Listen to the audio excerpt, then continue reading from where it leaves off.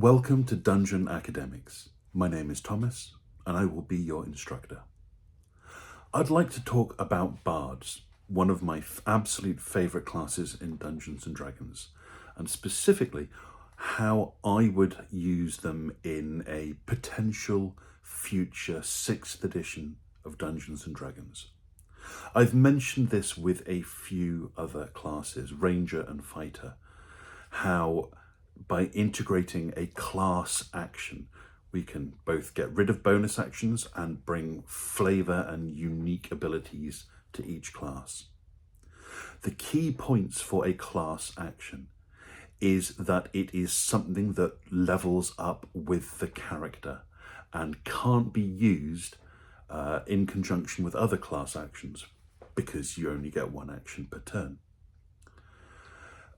Because the class action gets more powerful and gains additional abilities as characters level up, this is somewhat reason to not multi-class perhaps and to stay within your class.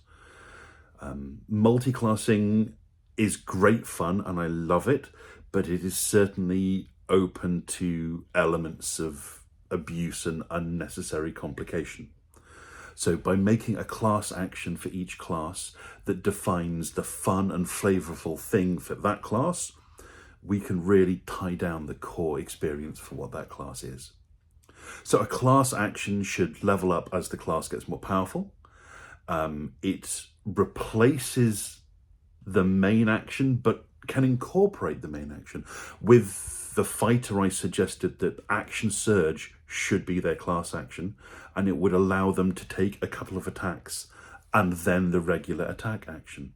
The Ranger's class action would be Hunter's Mark, which would allow them to pick out a target at the start of their turn and then deal additional damage and effects to that target, but other people that attack that target would also gain those effects. What could the Bard equivalent for that be? And one other important thing to note for class actions is they are resourceless, in that you can do this every turn. This is the main thing that you do, and you can do it every turn. Now, it certainly might end up using other resources. For example, a wizard or sorcerer's class action would involve casting some kind of spell and therefore use up a spell slot as well. But they could do it with cantrips nonetheless, and because of that, they can do this class action every turn. So a Bard's class action should be tied into what it is to be the Bard, and they should be able to do it every turn. Bards in 5th edition have an interesting role in the party. They are primarily a supporting character, and they have a few powerful abilities that go with that. The two main ones obviously are spellcasting, because they are full spellcasters with a cornucopia of useful and mainly supporting spells, and also bardic inspiration. I think it is one of the great tragedies of 5th edition that bardic inspiration just doesn't feel great. That you get such a limited number of uses. I mean, before 5th level, your bardic inspirations recharge on a long rest rather than a short rest. So you might be limited to 3, 4, 5 uses of it per day. And the ability to add a D6 to a saving throw or ability check, just somewhat underwhelming. And the Bard's level 20 capstone feature is an absolute joke. That if you roll for initiative and you have no uses of bardic inspiration, you get 1 back. That's junk. I don't think there is a Bard player in the entirety of the Dungeons and Dragons community that's looked at that level 20 capstone feature and goes, oh, can't wait for it to get to level 20. That's going to be such a great feature to use. So what could we do to fix that problem with bardic inspiration? One other thing I'd also like to bring up is the signature cantrip for bards, which is Vicious Mockery. Okay, maybe Friends is the signature cantrip, but Vicious Mockery is very flavorful cantrip for bards, and it is absolutely pants. It requires a saving throw rather than an attack roll, and in general, they're considered somewhat weaker. In most tiers of play, it's easier to hit a target than it is to make it fail a saving throw. It does D4 damage, which is kind of useless, let's be fair. And then it gives one disadvantage on one attack the next attack that target makes, which again is not that great. If it's a small low level target, gaining disadvantage on one attack is not a big deal, and if it's a high level target, it probably has multiple attacks, so putting disadvantage on one of them is not really a big deal. But the biggest problem I have with Vicious Mockery is that it doesn't scale at all. Most cantrips, most combat cantrips, gain potency as you go through certain levels. Eldritch Blast, the Warlock's signature cantrip, gains additional blasts at level 5, 11, and 16, 17, something like that. So you can be slinging 4d10 damage by tier 4 of play. With Vicious Mockery, nothing. So, what would I do to make Bards more flavourful fun? How would I build a class action? And how would I have them be fun to play? Well, the first thing I want to talk about is the Bard's ability to assist and make everyone else better. One thing I really love doing in Dungeons and Dragons is trying to make everyone I'm playing with have their moment when they feel like a rock star. And Bards should absolutely be the best person to do this. But so many times it ends up with the Bard being the star of the show, even if I would want someone else to take the lead role.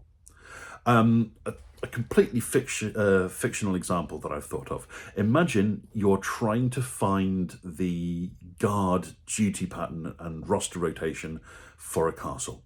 So you've got access to the castle, you can speak to the guards, you just want to know how many people are going to be walking the walls and at what time their patrols are.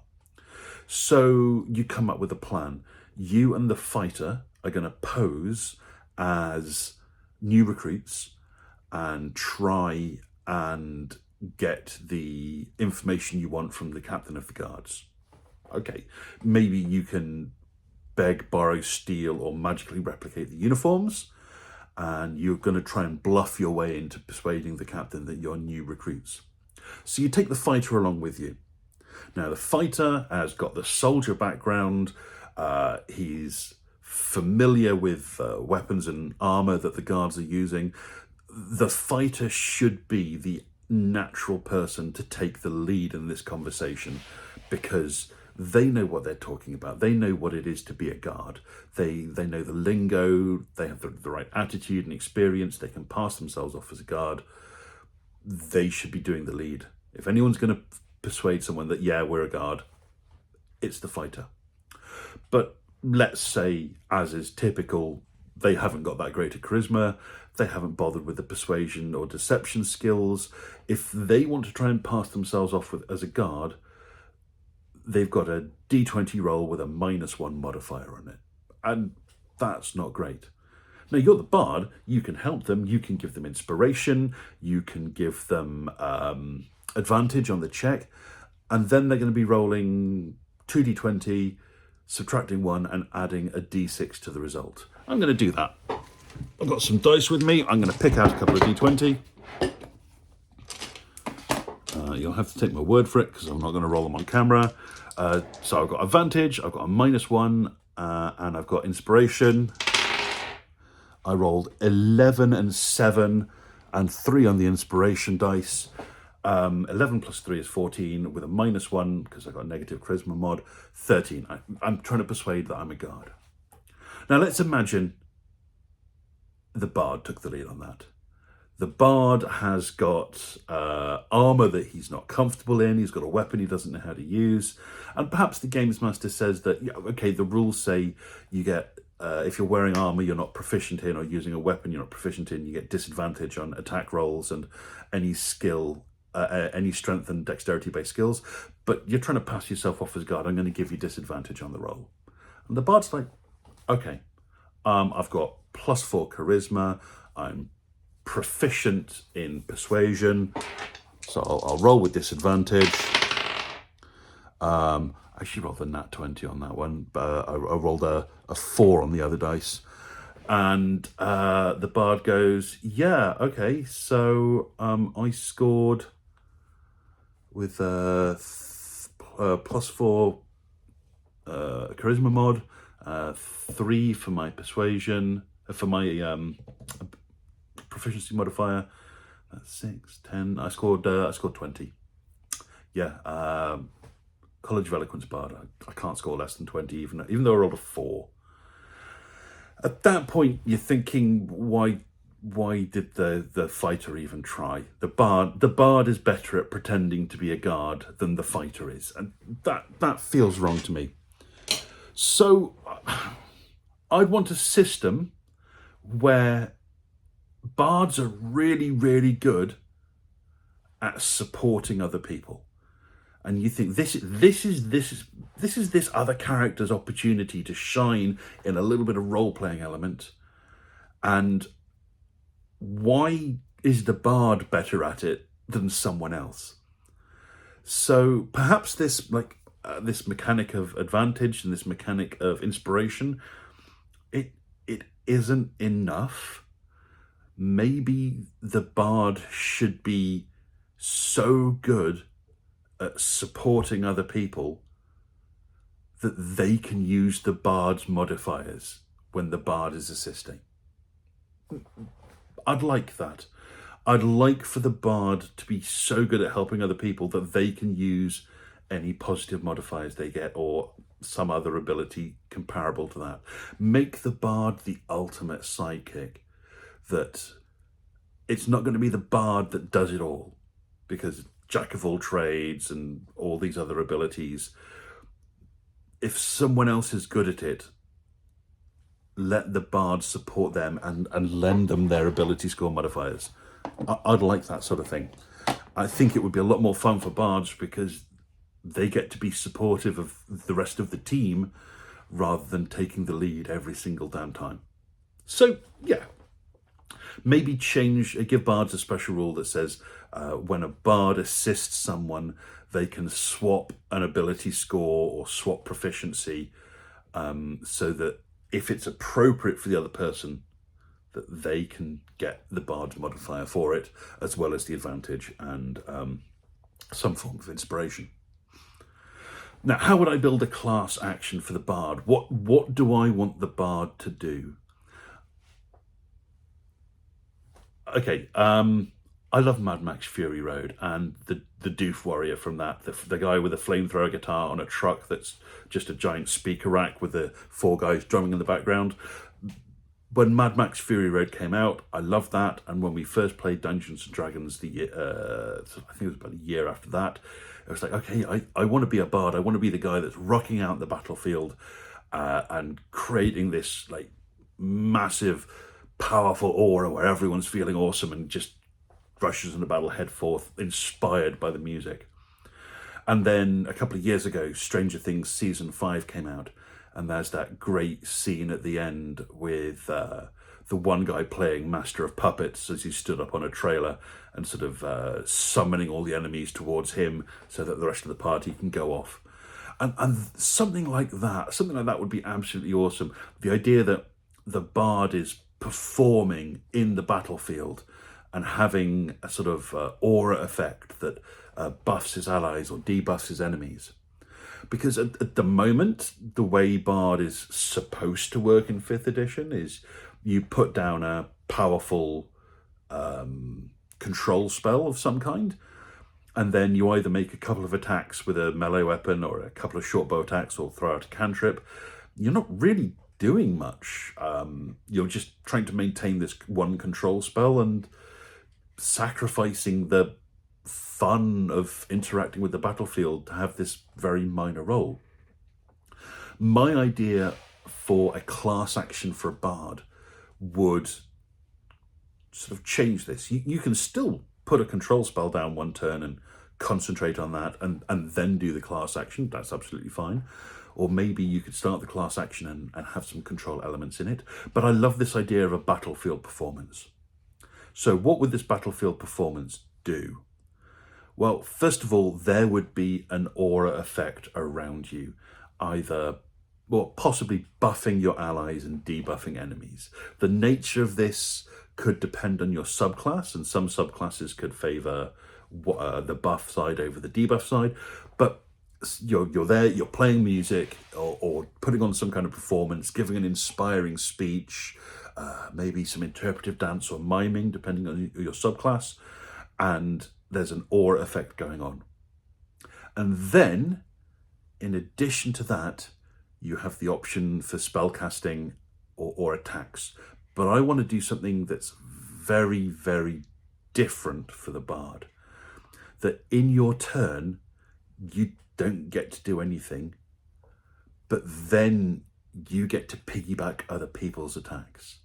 Someone makes a melee attack and the bard's beside them going, that was awesome. And by the way, turns to the enemy, you stink, stabs them in the ribs. The ranger makes a bow shot, pierces the enemy with an arrow, and thunk, there's a second arrow beside it with a little note tied on it saying, you suck, you might as well give up.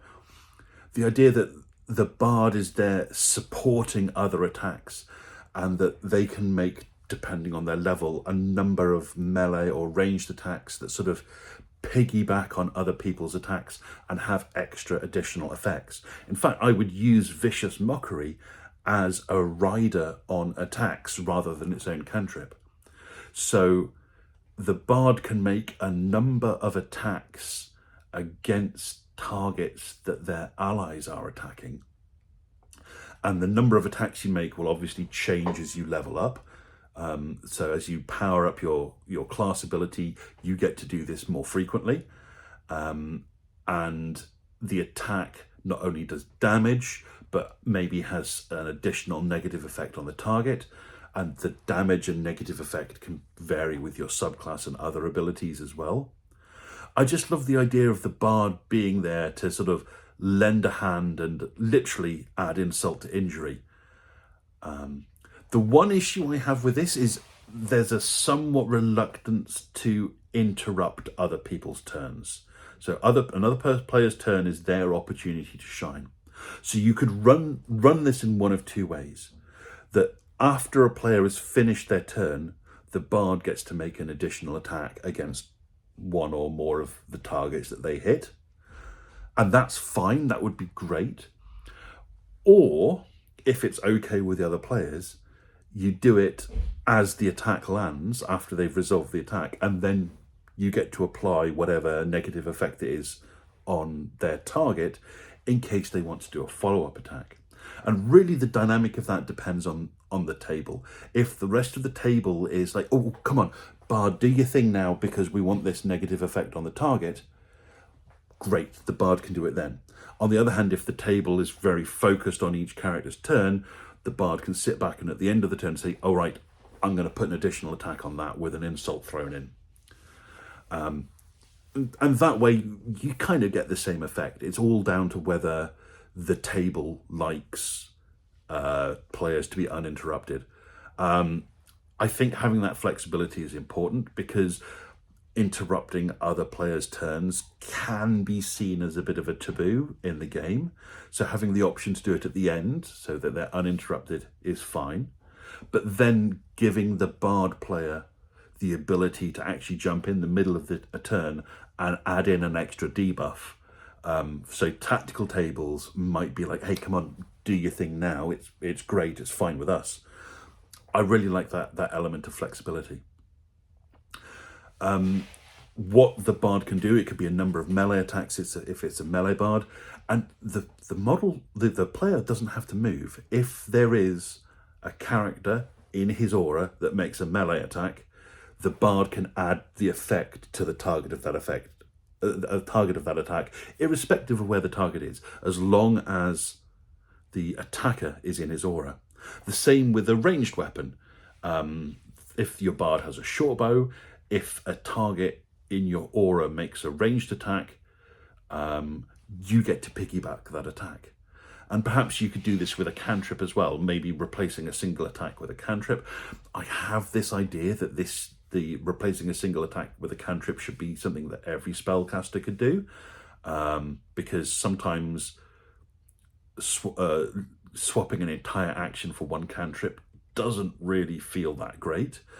I have to theory craft this a little bit, but definitely for the bard, being able to throw in a cantrip or an attack or a ranged attack, piggybacking on someone else's.